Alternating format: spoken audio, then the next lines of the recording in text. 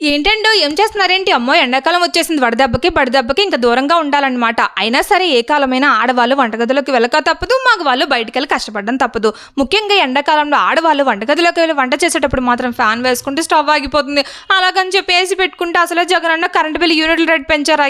ఇప్పటి నుంచి ఆ కరెంట్ బిల్లు చూసి మనకు ఫీజులు ఎగిరిపోయినా తప్పదన్నట్టు బిల్లు కట్టేస్తాం. సర్లేండి కానీ మరి సమ్మర్ వచ్చేసింది. టిఫిన్స్ చేయడం వల్ల నోరు ఆర్పుకి ఫ్రిడ్జ్లో వాటర్ తాగేస్తూ ఉంటాం. అలా కాకుండా చక్కగా ఈ రాగి పిండి అంబలి పొద్దునే లేవగానే కాసుకొని చల్లారాక మజ్జిగ పోసుకొని తాగామే అనుకోండి, మనకి నోరార్పు ఉండదు. అలాగే బాడీ కూడా చెమటలు పట్టేస్తూ ఉంటుంది. అప్పుడు డీహైడ్రేట్ అవుతూ ఉంటాం అనమాట. అలాంటప్పుడు ఈ రాగి పాలు తాగడం వల్ల బాడీ ఎనర్జీగా ఉంటుందన్నమాట. అలాగే బోన్స్కి కూడా చాలా మంచిది. అసలు మన పెద్దోళ్ళు కాలంతో సమానం లేకుండా కంపల్సరీగా ఉదయాన్నే ఈ రాగి పిండితో అంబలు చేసుకొని తాగేవాళ్ళు. అందుకే వాళ్ళు 70-80 సంవత్సరాల్లో కూడా స్ట్రాంగ్గా ఉంటున్నారు. మనం ఉన్నాం చూడండి 30 ఏళ్ళకి మూలలు పడిపోతున్నాం. అవునంటారా కాదంటారా? మేమైతే ఈ అంబల్లో బెల్లం పచ్చడి నంచుకుంటాం. ఎంతైనా ఓల్డ్ ఈజ్ గోల్డ్ అండి బాబు.